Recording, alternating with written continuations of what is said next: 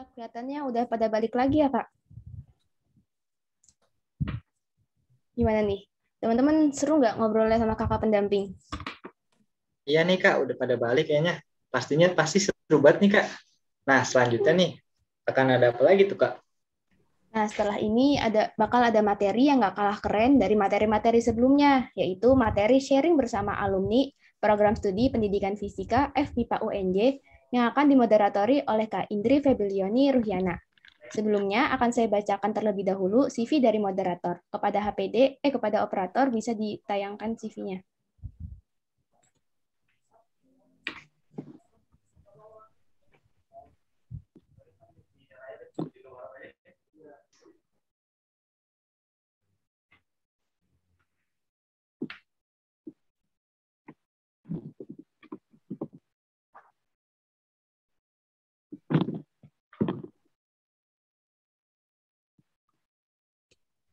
Oke, pemateri kita pada siang hari ini yaitu Kak Indri Febilioni. Boleh di-scroll ke bawah.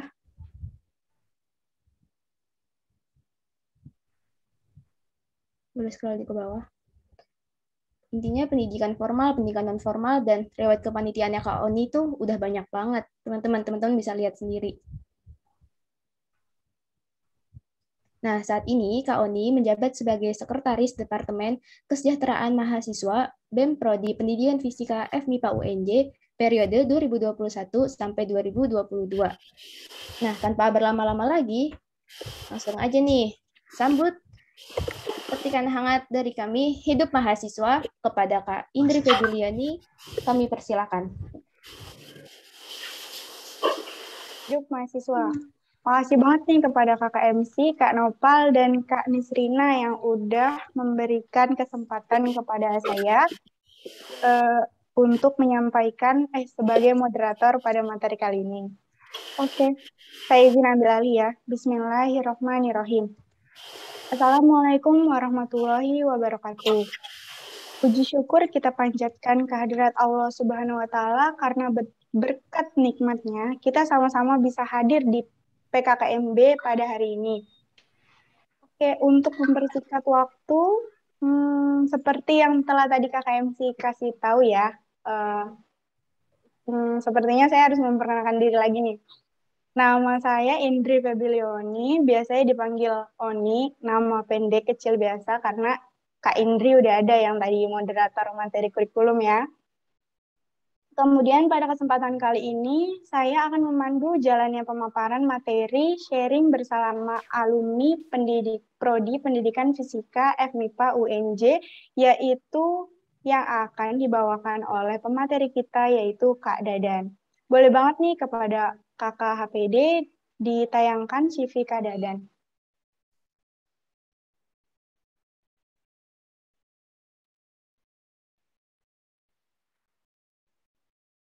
Oke, ini dia pemateri kita pada hari ini yaitu Kak Dadan Sumardani. Kak Dadan ini adalah alumni Prodi Pendidikan Fisika FMIPA UNJ dan sekarang sedang menempuh pendidikan di National Chiai University di Taiwan.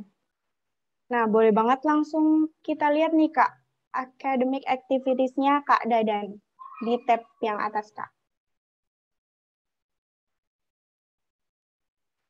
Nah, ini dia, Masya Allah banget, ada journal activities, terus ada conference activities, teman-teman boleh banget dilihat nih. Terus ke bawah lagi, Kak Dadan pernah jadi reviewer jurnal pembelajaran dan biologi. Terus ada membership-nya, dan bahkan Kak Dadan pernah menjadi aslab elektronika dan aslab fisik R&D pada 2018. Oke, boleh nih Kak, buka publication-nya.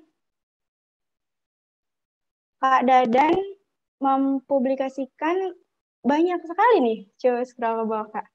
Masya Allah. Ada International Journal Paper, National Journal Paper, Book Chapter, International Conference Paper, National Conference Paper, terus ada Intellectual Property Right-nya Kak Dadan atau hak kekayaan intelektual.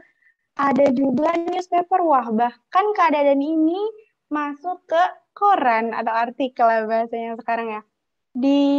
yang dipublikasikan oleh Republika nih dengan judul Pengalaman Ramadan Pertama di Taiwan yang Ramah Muslim dan yang diterbitkan oleh Indogo yang judulnya Kisah WNI di Taiwan Pertama Kali Puasa di Negeri Orang di Tengah Pandemi. Wah, bisa banget nih teman-teman nanti dibaca ya. Langsung kita buka tab achievement-nya kakak. Oh, Masya Allah, di sini ada 10 achievement atau pencapaian terbesar Kak Dadan. Yang pertama dan yang sangat terbaru, pada 2019 bulan Oktober, Kak Dadan dinobatkan sebagai Undergraduate Award for Bachelor di Universitas Negeri Jakarta atau kampus kita. Dan yang lain-lain bisa teman-teman baca sendiri, Masya Allah banyak banget. Achievement-nya udah bisa bikin merinding nih. Aduh. Oke, tanpa kita berlama-lama lagi, karena saya juga nggak sabar ngobrol sama Kak Dadan, kita langsung aja sambut Kak Dadan dengan pekikan hangat. Hidup mahasiswa. Masya Allah, Kak Dadan. Halo Indri. Iya, halo Kak. Suaranya jelas ya? Ya, Alhamdulillah. Kak Dadan gimana kabarnya, Kak? Alhamdulillah baik. Hari ini sangat baik banget sih. Alhamdulillah. Gimana Lagi di kabar Indo, Indri? Kak. Sehat. Saya sehat, Alhamdulillah. Kakak lagi di Indo atau di Taiwan sana? Masih di Taiwan. Sekarang lagi menempuh Masya Allah. semester 3. Dari Masya total harus 4, sekarang 3. Jadi udah akhir banget. Oke. Gimana nih Kak Dadan, udah siap belum mau memaparkan materi pada hari ini yang keren Boleh. banget? Kita akan berbagi terkait beberapa hal penting seputar pendidikan fisika. Nanti kita akan spotlight apa itu. Ya, oke. Kakak HPD boleh banget nih langsung di-share screen PPT-nya Kak Dadan.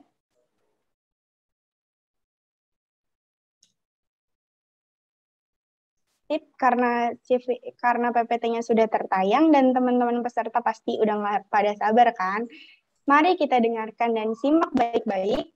Dan jangan lupa siapkan alat tulisnya ya. Kalau ada pertanyaan langsung dicatat biar nggak lupa. Silakan Kak Dadan, waktu dan tempat saya persilakan. Oke, halo semuanya. Assalamualaikum warahmatullahi wabarakatuh. Salam sejahtera untuk kita semua. Gimana, kalian udah ready belum nih dengerin? Kalau ready, klik nomor 1 di kolom chat. Oke, banyak banget ya orang.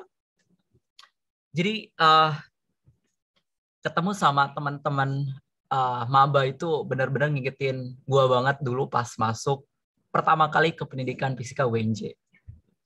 Jadi gue itu salah satu mahasiswa yang bukan dari Jakarta. Gue dari Banten. Salah satu hal yang paling mencolok adalah saat itu di kelas selalu menyebut nama saya. Jadi kalau misalkan orang Jakarta kan gue. Nah kalau saya itu pakai saya. Dan saat itu tuh diketawain kayak, lu pasti bukan orang Jakarta gitu. Akhirnya karena sering berinteraksi, saya berubah kata dari saya menjadi gue. Tapi dalam hal ini di seminar kita akan menggunakan saya karena ini dalam basis formal. Sebelumnya saya ucapkan selamat siang kepada Pak Esmar. Tadi saya lihat ada Pak Esmar di partisipan kita. Pak Esmar ini salah satu kaprodi saya dulu ketika saya S1.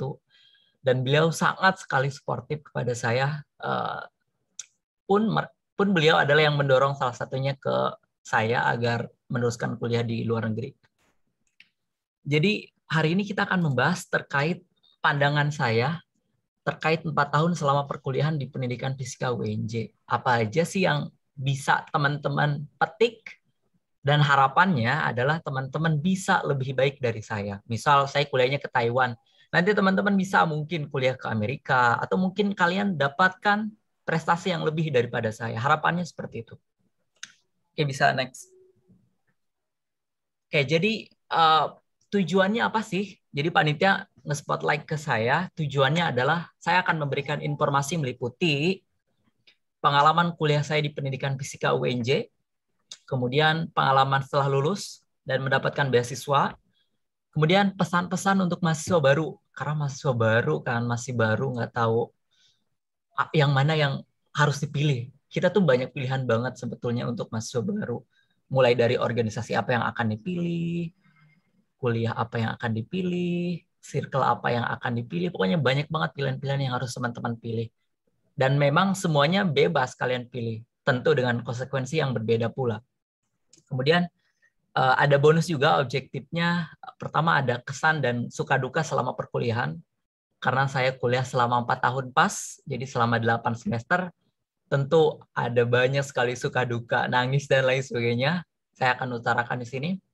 Kemudian tips dan trik juga memanajemen waktu antara akademik dan organisasi. Jadi saya itu dulu aktif di BEM, jadi Kepala Departemen Pendidikan. Kemudian saya juga aktif di MUA dulu. Tapi saya lebih aktif di kelompok peneliti muda UNJ selama lebih dari 2 tahun. Kemudian saya akan sharing juga pengalaman setelah lulus dan mendapatkan beasiswa. Oke, bisa next panitia. Kayak ini tahun pertama banget. Tahun pertama saya ingat banget dulu waktu masih offline ya, sekarang kan online. Jadi apa sih yang harus saya lakukan pertama kali? Pertama adalah adaptasi, teman-teman. Adaptasi itu penting banget bagi teman-teman yang bukan dari Jakarta, teman-teman atau teman-teman yang sudah di Jakarta. Teman-teman juga harus adaptasi karena perkuliahan itu tentu berbeda dengan SMA. Ketika SMA kalian diberikan pilihan-pilihan, ketika perkuliahan teman-teman harus menentukan pilihan akan jadi apa. Jadi pertama yang saya lakukan ketika tahun pertama adalah kenal lebih dekat ke semua dosen. Bila perlu temui satu-satu. Saat itu semester 1 saya ingat banget saya menemui dosen akademik saya almarhum Pak Siswoyo. Saya langsung menemui beliau, Pak, salam kenal, saya Dadan, saya dosen akademik Bapak, senang bertemu dengan Bapak, semoga kita bekerja sama di kemudian hari. Pokoknya dekati itu. Kemudian juga ada Kajur, kepala jurusan. Teman-teman harus dekati juga, karena nanti kalau misalkan teman-teman ada info beasiswa, ada info apapun, teman-teman harus bertemu dengan Kajur. Jadi bertemulah sebelum itu, jalin kerjasama sebelum itu. Kemudian ada kepala laboratorium, teman-teman juga harus kenal siapa beliau. Dan siapa nama beliau, apa background beliau. Kemudian kita juga sebetulnya ada acara Pisikam dulu. Jadi ada Pisikam itu di satu waktu alumni semuanya ngumpul di dalam satu perkemahan. Kita bisa berkenalan di situ. Mungkin kalau online saya kurang tahu bagaimana kalau sekarang. Kemudian yang kedua selain itu saya juga, ini yang paling penting sih sebetulnya, adalah kenali diri sendiri. Jadi teman-teman harus tahu kalau misalkan mungkin teman-teman ada yang ke pendidikan fisika karena pilihan kedua, mungkin karena ada yang pilihan ketiga, atau karena gagal di kampus kuning dan lain sebagainya. Teman-teman harus kenali diri, apakah memang pendidikan fisika adalah saya. Kalau jawabannya adalah tidak, silakan bertindak cepat, jangan tutup mata, putuskan dengan cepat, diskusi dan lain sebagainya. Ini juga sering dihadapi banyak orang-orang tertentu, mereka tidak accepting dengan hal ini. Jadi mereka berlarut sampai 1 tahun, 2 tahun, akhirnya berdampak ke prestasi dan lain sebagainya. Nah, bagi orang-orang yang accepting lebih awal, kayak ya udahlah, ini takdir gua, ini memang sudah jalannya, mereka accepting lebih awal, prestasi mereka lebih menonjol. Nah, yang saya harapkan kalau misalkan memang teman-teman belum memahami ini, silakan accepting lebih awal. Jadi setting, oh iya saya di pendidikan fisika, saya harus berbaur dengan pendidikan fisika seperti itu. Kemudian di semester 1 juga harus coba cari kegagalan pertama, kemudian evaluasi. Saya ingat banget dulu semester 1 saya gagal di 1 pelajaran. Selama 8 semester ya, saya cuma gagal di 1 pelajaran. Itu pelajaran bahasa Inggris. Karena saya bolos 1 kali. Indri pernah bolos nggak, Indri? Kalau online bolosnya ketiduran, Kak. Saya dulu pernah bolos 1 kali karena saya ada event di keluarga. Jadi saya bolos 1 kali, nilai bahasa Inggris saya langsung C. Itu parah banget. Dan setelah itu saya lakukan evaluasi. Jadi di tahun pertama ini teman-teman harus cari kegagalan. Ini bukan mendapatkan ya, tapi cari. Dicari itu artinya cari, benar-benar kayak explore. Apa nih yang kiranya bakal salah, kemudian harus dievaluasi. Kata pentingnya adalah evaluasi. Dan dari itu saya nggak pernah bolos sama sekali. Termasuk dalam misal ada urusan bentrok. Saya selalu milih kuliah karena saya pernah kena kegagalan. dapat C tadi. Intinya adalah kegagalan dan evaluasi. Kemudian partisipasi di organisasi yang ringan. Ini juga penting. Di tahun pertama teman-teman jangan dulu mencoba organisasi yang tinggi kayak BEM UNJ misal. Teman-teman jangan dulu ke situ. Coba aja dulu yang ringan. Kelas, ketua kelas, sekretaris, atau mungkin kalau teman-teman BEM Prodi ya. BEM Prodi kan cuma 2 kelas. Itu juga termasuk kelas. Oke, next. Ini tahun kedua sih. Nah, tahun kedua itu accepting. Tadi saya udah bahas juga. Jadi accepting semua hal yang terjadi, fokus ke tujuan. Tadi saya katakan banyak orang-orang yang tidak accepting di awal. Dia masih ingin ke kampus kuning, ke kampus oranye, dan lain sebagainya. Jadi di tahun kedua ini harus sudah accepting. Jadi teman-teman punya batas 1 tahun tuh untuk accepting. Jadi mulai cut hal-hal yang mengganggu, kayak belajar SBMPTN lagi kan itu mengganggu banget kan kalau misalkan teman-teman nggak accepting.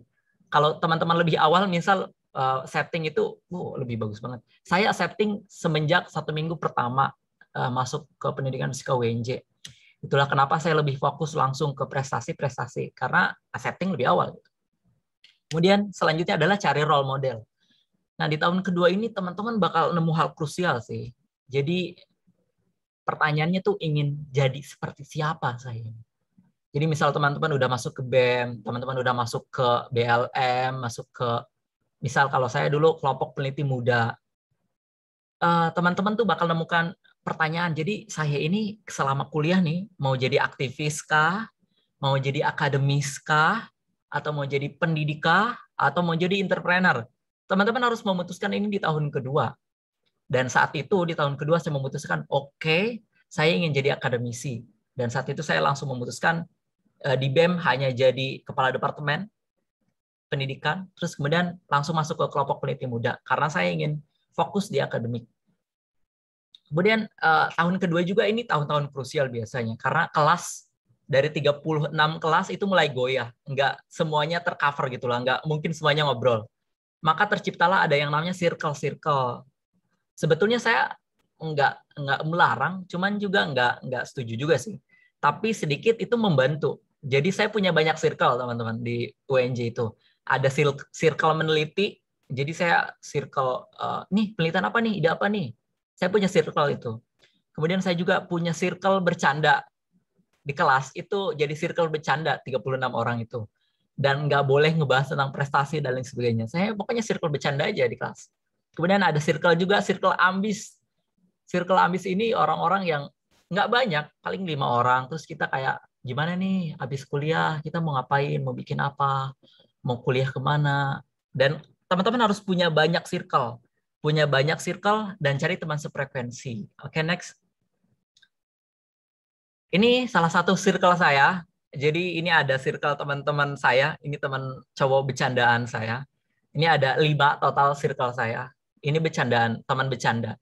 Kemudian yang kanan itu circle ambis saya. Jadi ketika semester akhir saya buat penelitian, ini circle saya. Dan teman-teman di tahun kedua nanti bakal menemukan itu. Oke, next.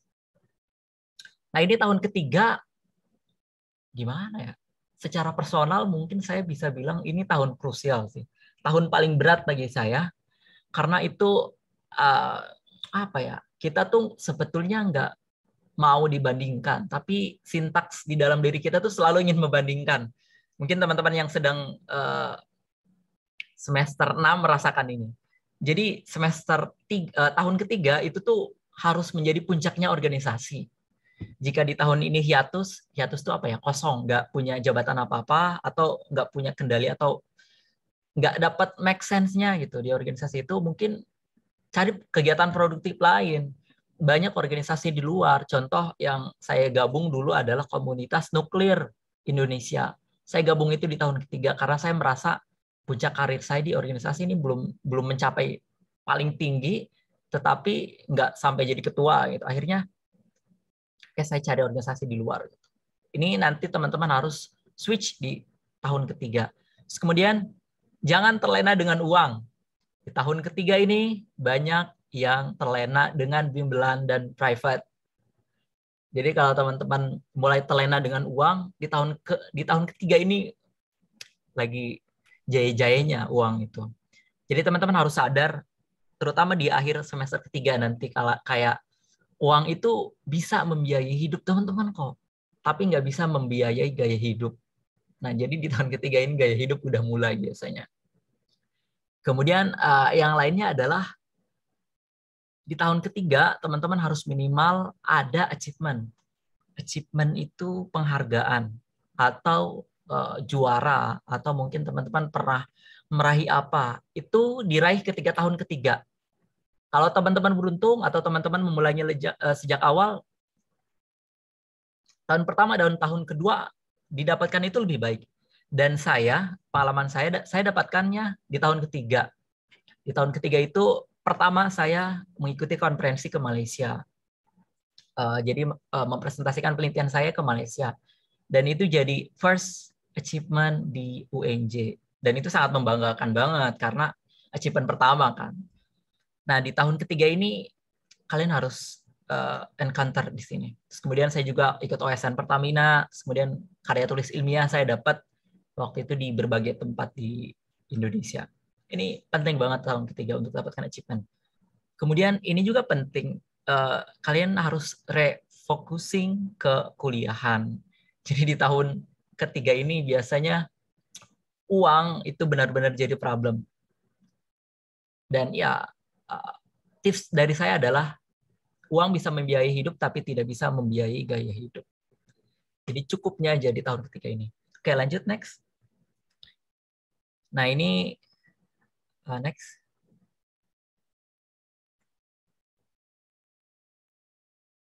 Panitia. Oke, ini salah satu achievement. Jadi ini waktu saya juara 1 di Padang. Kemudian saya waktu itu konferensi ke Malaysia, tapi menyimpang dulu ke Singapura karena dekat. Kemudian yang paling kanan itu sertifikat saya menjadi panelis penelitian di kelompok peneliti muda. Oke, next. Oke, di tahun keempat, ini sebenarnya tahun terakhir ya. Idealnya adalah tahun terakhir. Jadi ketika tahun terakhir, saya sudahi semua organisasi yang tidak bersifat akademis saat itu karena fokus ke skripsi adalah keutamaan. Mungkin beberapa orang ada yang skeptis kayak skripsi kan bisa selesai 1 semester atau kuliah bisa lebih dari 7. Betul. Tapi kita akan bicara tentang idealnya. Di tahun keempat itu teman-teman harus fokus ke skripsi, membuat penelitian yang benar-benar menarik, sehingga nanti ketika mau S2, ketika teman-teman mau lanjut kuliah, itu akan bisa dipertimbangkan karya tulis teman-teman. Kemudian, kalau misalkan jika ingin studi ke luar negeri, atau misalkan mau dapatkan beasiswa, itu mulai belajar bahasa Inggris dari tahun keempat. Saya mulai belajar IELTS, TOEFL di tahun keempat ini. Di tahun di 1, 2, 3-nya tentu belajar tentang mata kuliah dan lain sebagainya. Nggak mungkin kalau seandainya saya belajar TOEFL, terus kemudian fisikanya jeblok. Harus seimbang juga. Seimbangnya adalah fisikanya yang harus lebih utama, kemudian TOEFL sebagai pengiring. Kemudian ini juga harus isi riwayat hidup dengan penuh produktif. Jadi catat ada namanya achievement, terus kemudian ada organisasi, ada akademis activities yang teman-teman harus isi di isi riwayat hidup itu. Dan dekati dosen pembimbing juga. Nah, ini yang seringkali menjadi problem sih. Jadi ketika ada dosen pembimbing, banyak orang mengira kayak, oh dosen pembimbing ini mempersulit. Gitu. Tidak, dosen pembimbing itu membimbing dan pasti membimbing. Seburuk apapun, sekeras apapun, tujuannya pasti membimbing. Tidak ada yang sebaliknya. Jadi camkan itu baik-baik ketika nanti di tahun keempat. Kemudian ya manfaatkan waktu tersisa dengan berpikir solutif dan terus progresif. Karena ini penting banget di tahun keempat. Karena tahun keempat itu benar-benar harus konsisten banget. Karena banyak orang yang kayak putus asa itu biasa di tahun keempat. Oke, next teman-teman. Ini dia salah satu hal-hal produktif yang bisa saya lakukan di tahun keempat. Jadi kayak menjadi pemateri, kemudian akhirnya saya bisa lulus di 16 Agustus 2019. Oke, next. Ini salah satu kegiatan produktif saya di tahun keempat, konferensi di Bali juga, kemudian presentasi penelitian dengan teman-teman, diskusi. Kemudian next lagi. Oke, ini hal yang juga harus teman-teman pikirkan. Lebih cepat lebih baik sih. Jadi untuk nanti setelah kalian lulus itu kalian mau jadi apa? Dulu saya ketika pertama kali masuk kuliah, saya accepting lebih awal. Saya masuk pendidikan fisika karena pendidikan fisika adalah pilihan satu-satunya bagi saya. Jadi saya accepting lebih awal dan itu lebih baik. Jadi saya langsung ketika accepting, saya berpikir kira-kira abis lulus ini saya mau jadi apa sih?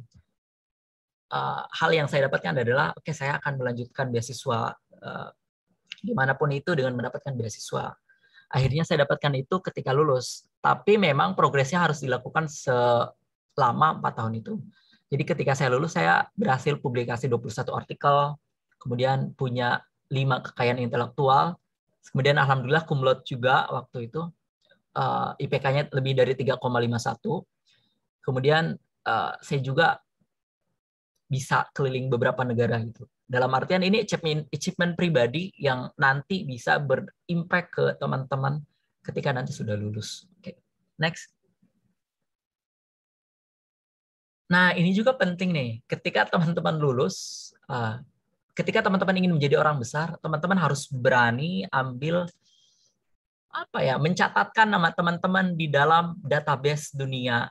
Salah satunya mungkin Google. Nah, ini salah satu hal yang saya lakukan dulu banget ketika saya lulus. Jadi saya ketik nama saya di Google, Dadan Sumardani, apa yang muncul gitu. Ketika yang muncul itu hal-hal negatif, itu kan nanti jadi gimana gitu. Nah, saya mau tantang teman-teman coba Google nama teman-teman sekarang di HP, buka HP-nya. Nih, saya ada challenge. Jadi buka HP teman-teman nih. Kemudian Google nama masing-masing teman-teman ya. Nama masing-masing, bukan nama siapapun. Misal, nama saya, oke.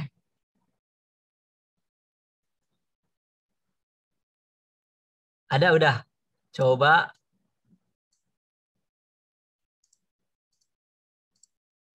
Coba, teman-teman. Ada. Nah, coba tunjukkan ke layar. Saya ingin tahu juga. Coba tunjukkan ke layar. Saya akan spotlight saat. Coba. Apa yang tertampil? Apa yang tertampil? Oke, apa yang tertampil? Coba, saya panggil salah satu. Fathi Ahmad. Ya, Fathi Ahmad. Ya, silakan dibuka. Apa yang kamu lihat? Yang saya lihat, alhamdulillah kebanyakan ini sih penghafal Quran, tapi bukan saya. Coba saya Tapi lihat. bukan saya. Coba saya lihat di. Oke, berarti Fathi Ahmad sudah melakukan dikenal dengan indexing Google. Jadi Fathi Ahmad dikenal. Itu benar tapi ya record kamu? Bukan saya. Kok bukan sih? Iya, tulisannya Fathi Ahmad Azam, tapi isinya bukan saya. Oke, berarti kalau bagi teman-teman yang punya namanya sama dengan orang lain, harus cari keunikan dari Fathi Ahmad yang ini tuh apa, biar nggak keliru. Oke, itu contoh. Teman-teman bisa screenshot itu sekarang, di screenshot hasil tadi, terus kemudian di save nanti di mana aja. Di screenshot, di save, nanti tunggu teman-teman ketika lulus apakah ada perubahan atau tidak. Itu akan jadi hal yang challenging banget buat teman-teman. Oke, next. Nah, ini juga petikan mungkin yang menurut saya cukup menarik. Jadi dunia itu luas banget. Dunia itu nggak hanya Jakarta. Dunia itu nggak hanya Indonesia. Dunia itu nggak hanya Jawa. Dunia itu luas banget, teman-teman. Ada negara tetangga Malaysia, Singapura, yang pendidikannya lebih bagus, yang jalanannya lebih bersih. Dan jangan persempit pikiran lah. Dan kalau bisa, kunjungi tempat-tempat itu agar pemikiran kalian bisa lebih luas lagi. Oke, next. Oke, tips dan trik sih ini. Oke, ini tips dan trik dalam manajemen waktu sih. Jadi berani ambil tantangan. Yang terakhir adalah asertif sih.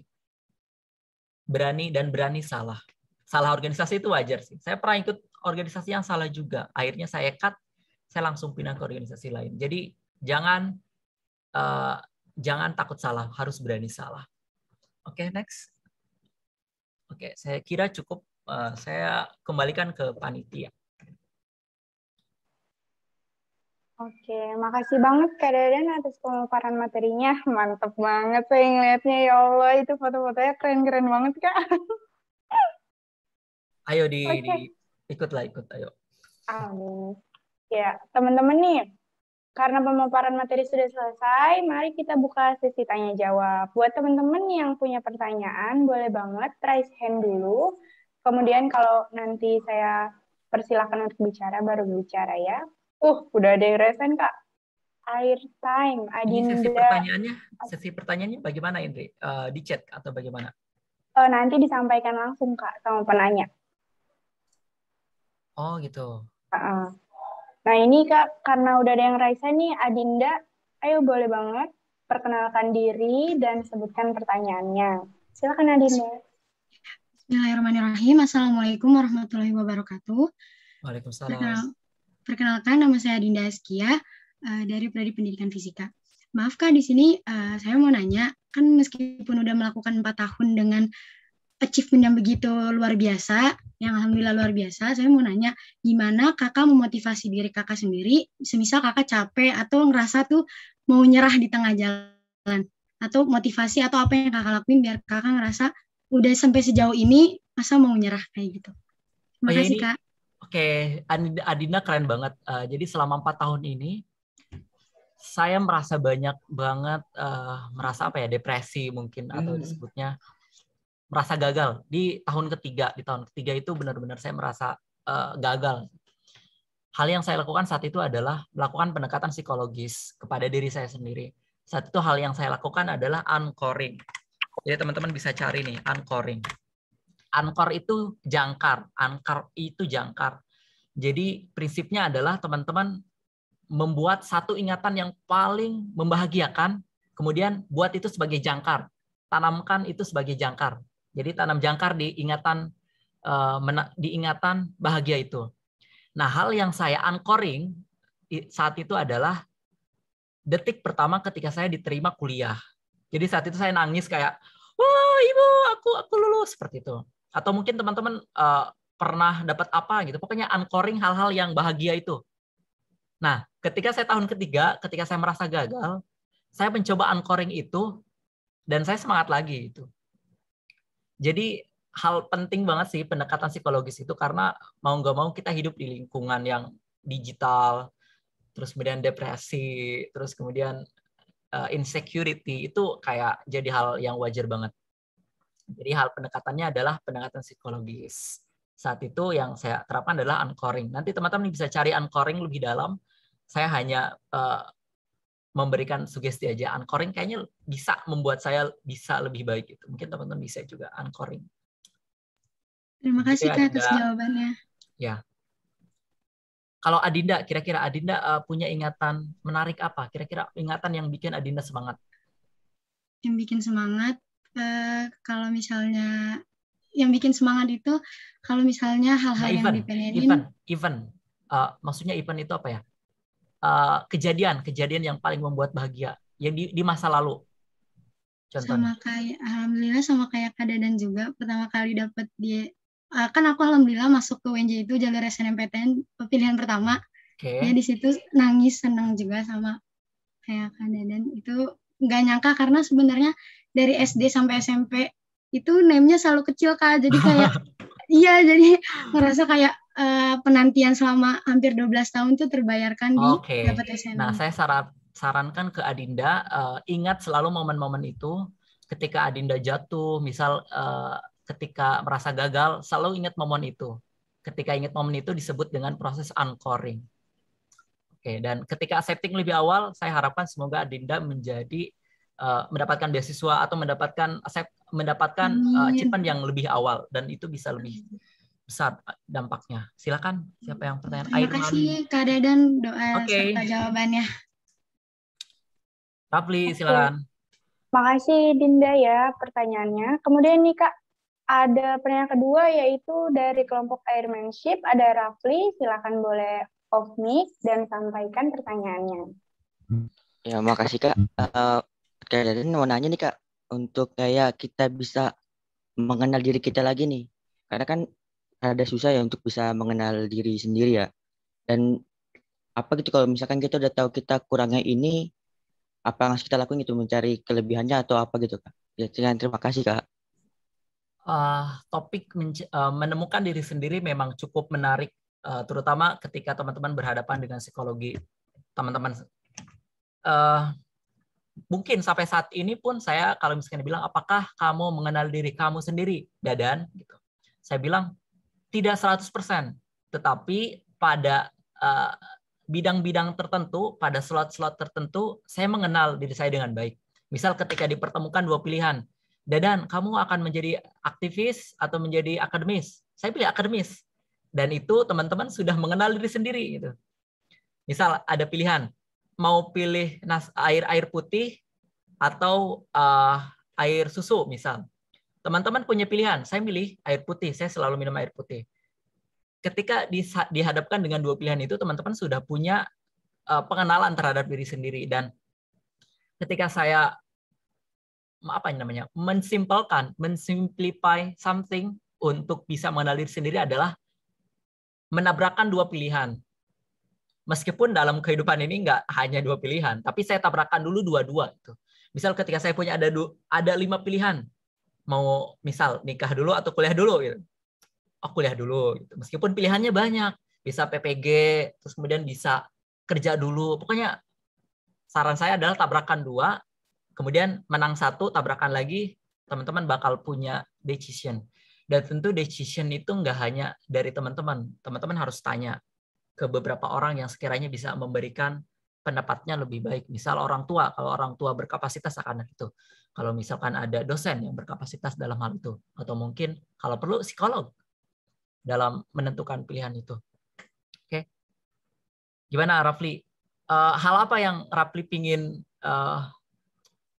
kenali diri dari Rafli sekarang? Mungkin dalam kayak kemampuan soft skills sih, kayak kemampuan berkomunikasi Kak. Oh, kemampuan komunikasi. Misal nih, Rafli, pilih ngobrol sama 1 orang atau ngobrol sama 5 orang sekaligus. Pilih mana? Saya sih lebih tertarik ngomong sama 5 orang Kak. Pilih apa, sorry? Suaranya kurang jelas. Tertarik lebih ngobrol sama 5 orang Kak. Lebih? Menurut saya kalau orang banyak lebih pede daripada ngomong sama Oke, gitu. Kamu sudah mengenal diri kamu dalam hal komunikasi. Kalau misalkan kamu punya pertanyaan tentang hal-hal lain, silakan padukan 2 itu. Dan kamu pasti akan dapatkan jawabannya kalau 2. Kalau udah trilema 4 itu udah bingung. Tapi kalau dilema, ya agak mudah lah. Cukup ya, Rafli. Oke, silakan Usi. Kita bisa komunikasi nanti lewat Instagram. Teman-teman bisa cek nanti Instagram saya. Namanya persis sama, Dadan Sumardani. Silakan teman-teman cek kalau misalkan ada saran-saran atau ada masukan. Silakan, siapa dulu tadi? Usi ya? Usi dulu, silakan Usi. Mohon maaf Kak, ini yang nanya, wah banyak banget Kak. Bahkan tadi ada panitia yang bilang ke saya, katanya mau nanya, ya Allah. Dan emang keren banget. Enggak Kak, tapi maaf banget, iya, karena mepet sama agenda lain, jadi untuk sesi tanya jawab dicukupkan sampai tadi ya pertanyaannya Rafli. Untuk 3 yang udah rese nih, sama 1 kakak panitia rahasia yang udah nge-PC saya, boleh banget sampein pertanyaannya di chat Zoom ini, di private chat ke saya. Nanti akan saya sampaikan ke Kak Dadan, dan Kak Dadan akan menjawabnya. Boleh kan Kak? Boleh. Gitu? Oke, makasih Kak Dadan. Dadan. Bisa hubungi juga lewat Instagram sih, saya aktif di Instagram. Ya, kayak teman-teman biasa lah Instagram. Oke. Berarti sekarang apa nih, pertanyaan atau gimana? Karena sesi tanya jawab sudah selesai, izinkan saya menyampaikan kesimpulan materi yang telah Kak Dadan sampaikan pada hari ini. Jadi pada hari ini Kak Dadan menyampaikan materi tentang tinjauan selama 4 tahun kuliahnya beliau. Yang pertama, di tahun pertama beliau fokus untuk mengenali lebih dekat kayak dosen atau tenaga pendidik, alumni, cutting, seperti itu. Kemudian di tahun kedua beliau melakukan accepting dan cari role model serta mencari teman sefrekuensi atau circle gitu. Kemudian di tahun ketiga Kak Dadan ini menyarankan kita untuk mencari puncak karir organisasi ini. Terus jangan sampai terlena dengan uang dan kita harus punya achievement atau pencapaian serta fokus ke kuliah. Nah, di tahun keempat yaitu tahun terakhir kita disarankan untuk fokus ke skripsi, dan kalau misalkan kita emang mau melanjutin studinya, boleh banget mulai belajar bahasa Inggris, kayak persiapan TOEFL, IELTS gitu, terus mengisi waktu-waktu dengan hal yang produktif dan berpikiran positif serta progresif. Dan di slide terakhir tadi sama-sama kita telah lihat gitu ya, ada tips dan trik dalam manajemen waktu dari Kak Dadan. Yang pertama ada berani ambil tantangan, kemudian analisis SWOT, ada asertif, dan yang paling utama adalah jangan takut salah. Oke. Sekian Kak, karena kesimpulan sudah selesai dan materi juga sudah selesai. Jangan lupa teman-teman yang tadi mau bertanya, boleh banget kan di PC ke saya, nanti saya sampaikan ke Kak Dadan. Karena waktunya juga sudah habis, Kak, izinkan saya untuk menutup sesi materi kali ini. Sekian hal yang bisa kami sampaikan, kurang lebihnya saya mohon maaf. Wassalamualaikum warahmatullahi wabarakatuh. Saya kembalikan ke MC. Terima kasih Kak Dadan. Waalaikumsalam warahmatullahi wabarakatuh. Terima kasih Kak Oni dan terima kasih kepada Kak Dadan atas penyampaian materinya. Seru banget kan tadi teman-teman materinya?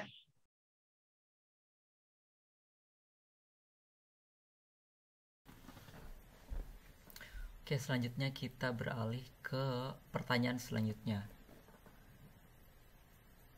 Dari Valdi. Bagaimana cara mempertahankan cita-cita kita supaya tidak labil? Bagaimana solusinya, Kak? Mungkin ada beberapa hal yang harus kita perhatikan. Pertama, cita-cita itu dinamis. Tetapi jangan sampai membiarkan kita gak ada cita-cita sama sekali. Dalam artian cita-cita itu kayak tujuan hidup. Kalau seandainya kita kehilangan cita-cita, itu sama aja kayak kita kehilangan arah gitu. Makanya orang-orang sering bilang, gapailah cita-cita setinggi langit. Ketika kamu gagal, kamu akan tersangkut di bintang-bintang, kurang lebih seperti itu. Jadi menurut saya mempertahankan cita-cita itu sangat penting. Kalau dibilang labil, mungkin yang dimaksud adalah berubah cita-citanya. Yang jelas yang saya tekankan adalah harus ada cita-cita apapun itu. Berubah itu normal aja. Misal dulu waktu SD cita-citaku jadi dokter, kemudian ketika SMP pengen berubah menjadi seorang pendidik, kemudian SMA pengen menjadi fisikawan.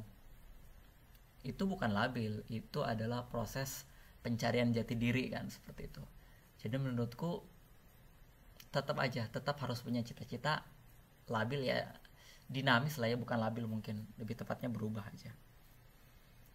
Kemudian dari Putri, bagaimana cara cepat beradaptasi dengan lingkungan kampus dari pembelajaran sampai organisasinya, apalagi di masa pandemi seperti ini? Jujur banget nih, saya nggak ada pengalaman sama sekali terkait pandemi, karena di Indonesia ini kayaknya pandemi pertama deh yang besar banget. Jadi kalau beradaptasi dengan lingkungan kampus di masa pandemi, saya kurang paham, mungkin bisa ditanyakan sama kakak tingkat di antara kalian, mungkin itu bisa juga karena mereka lebih ahli di bidang itu, mereka pernah mengalaminya. Kemudian kalau misalkan beradaptasi di lingkungan kampus, pengalaman saya sendiri adalah ketika saya tiba di Jakarta pertama kali, yang saya rubah adalah cara bertutur kata, kayak pakai gua, lu, dan lain sebagainya. Ketika saya pulang ke rumah ya tentu saja itu pakai bahasa Indonesia yang baik dan benar lagi. Tapi ketika ada di Jakarta, saya selalu pakai gua, lu. Fungsinya adalah untuk beradaptasi. Terus kemudian beradaptasi dengan lingkungan kampus juga, kalian harus tahu kampus kalian itu kulturnya gimana. itu juga perlu dilakukan dengan cara investigasi, tanya ke dosen, kemudian harus ada role model. Sekali lagi saya tekankan ada role model. Dan di organisasi kalau pengalaman saya adalah ikutin flow-nya dan jangan lupa untuk tetap menjadi diri sendiri, karena di organisasi itu diverse orangnya, sangat banyak karakter-karakter, dan kalian gak bisa menekankan diri kalian menjadi orang lain. Tetaplah jadi diri kalian, eksplor potensi diri, dan sehingga kalian bisa ngomong kayak, inilah aku di organisasi ini, gitu, seperti itu.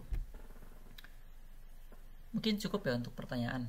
Terima kasih buat teman-teman yang udah nanya. Semoga lancar kuliahnya, semoga cita-citanya tercapai. Jika ada pertanyaan bisa DM saya di Instagram Dadan Sumardani. Kalian bisa DM situ. Terima kasih atas kesempatannya. Selamat jumpa.